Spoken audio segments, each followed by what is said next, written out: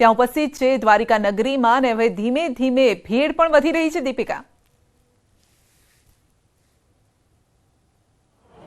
બિલકુલ, મથુરા છોડીને જ્યારે ભગવાન શ્રી કૃષ્ણ દ્વારિકા આવ્યા અને દ્વારિકામાં તેમણે પોતાની નગરી વસાવી, જ્યાં રાજાધિરાજ તરીકે તેઓ ઓળખાયા, અને રાજાધિરાજનું જ્યાં રાજ ચાલતું હોય ત્યાં વરસાદ પણ વિઘ્ન નથી બની શકતો. મોટી સંખ્યાની અંદર ભક્તો છે આવી રહ્યા છે, અને આ જે હું જે દ્વાર ઉપર ઊભી છું તે દ્વાર મોક્ષ દ્વાર કહેવામાં આવે છે. કહેવામાં આવે છે કે ભગવાન જે પ્રવેશ દ્વાર છે 56 સીડી તેને સ્વર્ગ દ્વાર કહેવાય છે, અને સ્વર્ગ દ્વારથી જે વ્યક્તિ છે ભગવાન શ્રી કૃષ્ણના દર્શન કરે છે ને ત્યારબાદ મોક્ષ દ્વારથી તે બહાર નીકળે છે. ભગવાન દ્વારકાધીશ મંદિરની અંદર અત્યારે મોટી સંખ્યાની અંદર ભક્તો છે તે અંદર ખાસ કરીને છે, અને તેની સાથે તમામ ભક્તોમાં એક ઉત્સાહ બેવડાવ્યો છે, કારણ કે ભગવાન શ્રી કૃષ્ણના જન્મોત્સવની બસ હવે ઘડીઓ ગણાઈ રહી છે. ક્યારે ભગવાન શ્રી કૃષ્ણના જન્મ થશે અને ક્યારે તમામ ભક્તો છે ભગવાનની એક ઝલક મેળવશે, તે માટે ભગવાનના દર્શન કરવા માટે સાંજે 7 વાગ્યેથી 56 સીડી પાસે અનેક ભક્તો છે તેઓ જોવા મળ્યા હતા. સંધ્યા દ્વારકાધીશના દર્શન શા માટે આજના દિવસે, તે પણ ખૂબ જ રોચક તેની પાછળની કથા છે.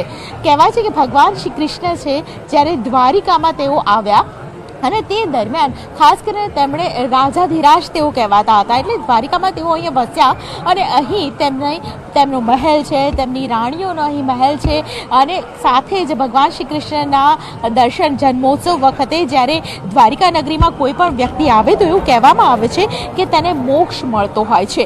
અને ભગવાન શ્રી કૃષ્ણના જન્મ માટે તો દૂર દૂરથી જ્યારે ભક્તો આવતા હોય ત્યારે અહીં મંદિર પ્રશાસન દ્વારા પણ વ્યવસ્થા ખૂબ જ આ વખતે સરસ કરવામાં આવી છે. વરસાદ વિઘ્ન બને કે ન બને, પરંતુ પરિસ્થિતિ એ પ્રકારની મંદિરમાં ઊભી કરવામાં આવી છે કે કોઈ પણ વ્યક્તિ જ્યારે મંદિરમાં આવે ત્યારે તેમને વ્યવસ્થિત રીતે ભગવાનના દર્શન થઈ શકે, વરસાદ કોઈ પણ પ્રકારનું વિઘ્ન ન બને. અત્યારે પણ બિલકુલ, આપનો આભાર અમારી સાથે જોડાવા બદલ. તો જય હો નંદલાલ કી. વરસતા વરસાદની વચ્ચે અદ્ભુત આ દ્રશ્યો છે કે વરસતા વરસાદની વચ્ચે જયકારા પણ થઈ રહ્યા છે, રાસ પણ રમાઈ રહ્યા છે, ગરબા પણ રમાઈ રહ્યા છે, અને નાના બાળકોને પણ ખભે તેઓ લઈ અને ગરબા લઈ રહ્યા છે. તો સુંદર આ દ્રશ્યો, અને આ જ છે ભક્તિના રંગ અને ભક્તોના પણ રંગ. મોહન માગ્યો કાનુડો માગ્યો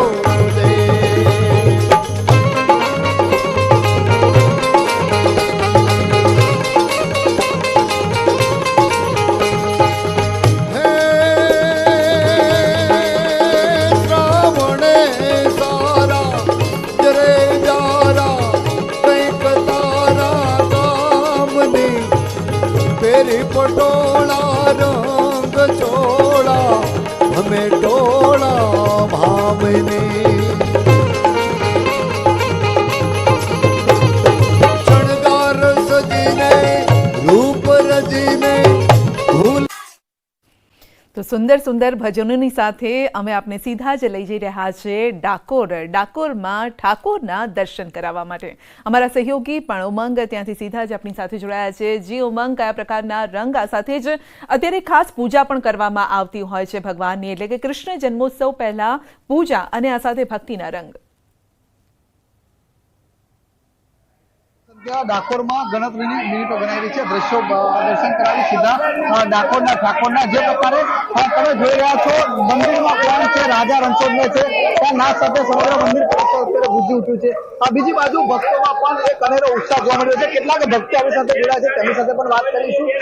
બેન, ક્યાંથી આવો છો ને કેવો આનંદ છે? આવ્યા છે. અમે તો ધન્ય થઈ ગયા છે જન્માષ્ટમીના દિવસે દર્શન કરીને. વરસાદે તો સુરત જવા કેવા પ્રકારની તકલીફ પડી રસ્તા? અમને બહુ તકલીફ પડી. અમને 6 કલાક કે આજે આવતા. આવી ગયા ખરા. સુરત થી ઘણા બધા ભક્તો આવી રહ્યા છે, કેટલાક અન્ય ભક્તો છે તેમની સાથે પણ વાત કરવાનો પ્રયત્ન કરીશું. કાનાજી માટે આપ રાજા બનીને આવ્યા છો, કેવો આનંદ છે? બહુ જ આનંદ છે. એટલી બધી ખુશી છે કે કઈ આનંદ હમાતો નથી. तुम्हारी बंसी बजी जो काना हमें तुम्हारे चरणों में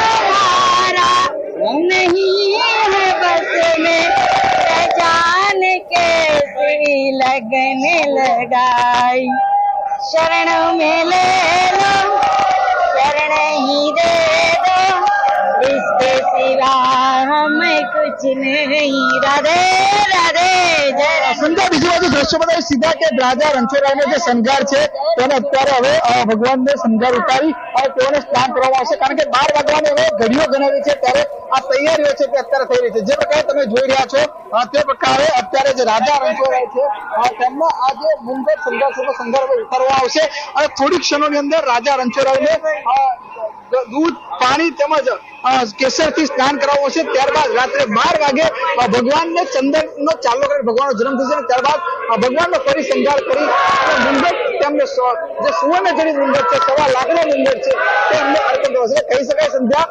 કે ડાકોરની અંદર ડાકોરના ઠાકોરનો ડાકોર ઠાકોર દરબારમાં નંદ ઘેરા નંદ ભયો જય કનૈયા લાલ કી રાજા રણછોડ કે જેના નામ સાથે સમગ્ર મંદિર પરિસર છે તે બીજી બાજુ તમે દ્રશ્ય બતાવીશ કે અત્યારે જેમ જેમ 12 વાગવા સમય થઈ રહ્યો છે તેમ તેમ ભક્તો અવિરતપણે ડાકોરમાં આવતા નથી પડે દ્રશ્યો તમે જોઈ રહ્યા છો કે વરસાદ છે ખેડા જિલ્લામાં સંધ્યા 15 ઇંચથી વધુ વરસાદ છે પરંતુ ભક્તોનું જે ઘોડાપુર છે તે અવિરતપણે અહીંયા આગળ હજુ પણ આવતું નથી આવ્યું છે એટલે કહી શકાય કે જ્યારે વાત રાજા રણછોડરાયને બોલવાની વાત જયારે કાનાના જન્મની હોય ત્યારે ભક્તો પણ અહીંયા આગળ રાજા રણછોડરાયના દર્શન કરવા માટે લાલાના દર્શન કરવા માટે આતુર બન્યા હોય તેઓ માઓને આગળ બને છે તેમજ આવા ભક્તો અલગ અલગ પ્રકારના ભજનો કરી અને નંદ જેટલા લાલકેરા નાદ સાથે સમગ્ર મંદિર પરિસર અત્યારે પ્રશ્નમય બન્યું તેમ લાગી રહ્યું છે જી સંધ્યા જી બિલકુલ માટે જ તો કહેવાયું છે કે આજની ઘડી તે રળિયામણી મારો વાલો આવ્યાની વધામણી અને આ માટે જ આ શબ્દો પણ લખાયા છે અને આવું કહેવાયું પણ છે ઉમંગ આપનો આભાર અને હવે અમે